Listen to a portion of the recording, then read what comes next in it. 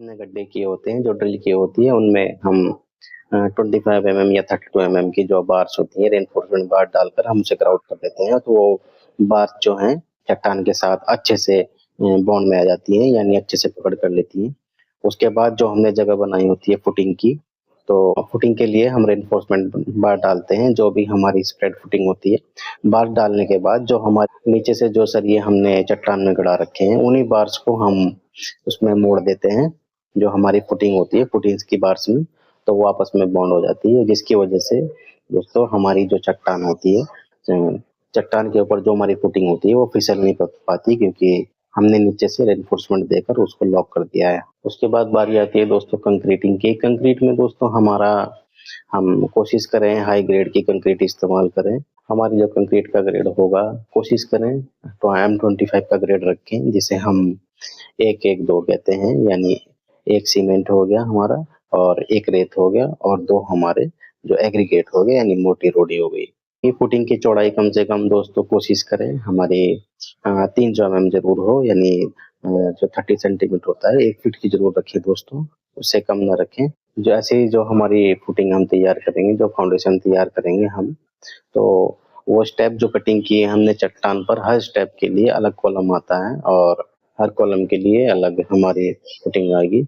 दोस्तों जो हमारी फुटिंग होती है, वो हम पत्थर को प्लेन करके पत्थर की जो सफाई की जाती है, चट्टान की सफाई करके पीसीसी के बाद हमारी जो कॉलम की फुटिंग होगी, जो पैड पैड फुटिंग होती है, हम डाल सकते हैं, और सभी कॉलम में हमारी पैड फुटिंग चालू होगी, और सभी कॉलम्स के लिए हमें अलग से जो स्टेप कटिंग होती है, स्टेप फुटिंग की हम यूज करेंगे। स्टेप फुटिंग यानी सीढ़ीदार नींव का चयन हमें इसलिए करना पड़ता है, क्योंकि अक्सर जो चट्टानें होती हैं वो ढलानदार होती हैं। अगर ढलानदार चट्टान है, ढलानदार अगर हमारी मिट्टी है, तो उसमें हम सीढ़ीदार नींव का ही दोस्तों इस्तेमाल कर सकते हैं। अगर हम प्लेन नींव उसमें रखना चाहेंगे तो रख नहीं पाएंगे, वो चट्टान से फिसल सकती है, तो इसलिए हम स्टेप फुटिंग का इस्तेमाल करेंगे, यानी हम सीढ़ीदार नींव का दोस्तों इस्तेमाल करेंगे, जिसकी वजह से वो फिसलेगी नहीं। उसको हर हर कॉलम की नींव जो है, हर कॉलम का जो फुटिंग है, उसको अलग से जगह मिलती रहेगी, इसकी वजह से वो फिसलता नहीं। बात करें दोस्तों इसमें राफ्ट या मैट फाउंडेशन की। राफ्ट या मैट फाउंडेशन दोस्तों बिल्कुल हम इस्तेमाल कर सकते हैं, जहाँ जो हमारी जो चट्टान है, जो रॉक सॉइल है, वो अगर पूरी तरह समतल नहीं है, उसमें बीच बीच में दरारें हैं, या पूरी तरह वो ठोस नहीं है, तो हम राफ्ट या मैट फाउंडेशन का इस्तेमाल कर सकते हैं। इसमें वही पूरे मकान के नीचे जो हमारा एरिया होता है, उस पर एक मैट की तरह हम कंक्रीट का जो बेस डालते हैं, बेस बिछाने के बाद हम उसमें पूरी एक ही फुटिंग रखते हैं सभी कॉलम्स की।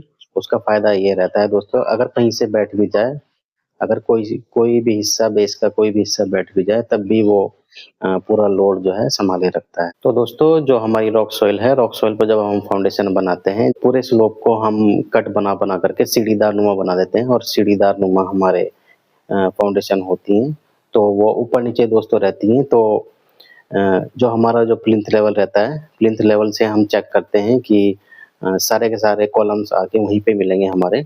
तो कॉलम्स मिलने के बाद प्लिंथ लेवल जो है हमारा, उसमें हम प्लिंथ बीम डाल देते हैं, और नीचे भी दोस्तों एक हमारा टाई बीम आते हैं, जो सारे कॉलम्स को एक जगह टाई करके रखते हैं, यानी उसको बांधे रखते हैं। तो प्लिंथ लेवल पर आकर हमारा जो प्लिंथ बीम डलता है, उसके बाद हम दोस्तों अपना जो भी फर्श का जो लेवल है, वो हम तय कर सकते हैं।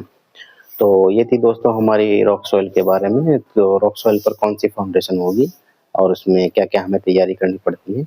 तो एक क्विक रिवाइंड अप कर लेते हैं दोस्तों हम इसमें। जल्दी से हम अपनी बातों को दोहरा लेते हैं, हम क्या-क्या चर्चा की है इसमें।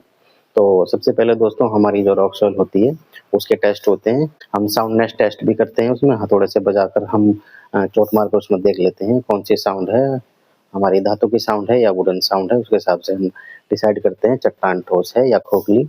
और उसके बाद दोस्तों हम जब नींव की तैयारी करते हैं, नींव की तैयारी करने से पहले हम डिसाइड करते हैं कि उसमें जो हमारी जो सॉइल है, जो रॉक सॉइल है, उसमें ढलान कितना है। अगर ढलान दोस्तों ज़्यादा है, तो हम स्टेप के तौर पर उसे काट लेते हैं, यानी सीढ़ीनुमा उसको बना लेते हैं।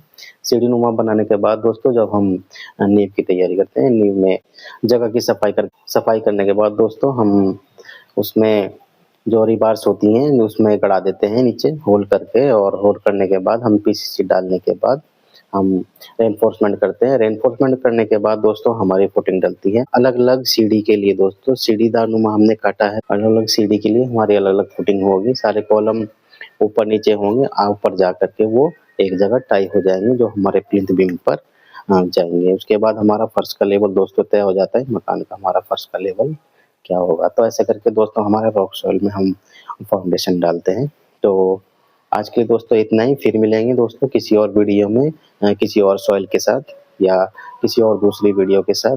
तो देखते रहिएगा दोस्तों, फिलहाल के लिए इतना ही। Okay bye, take care.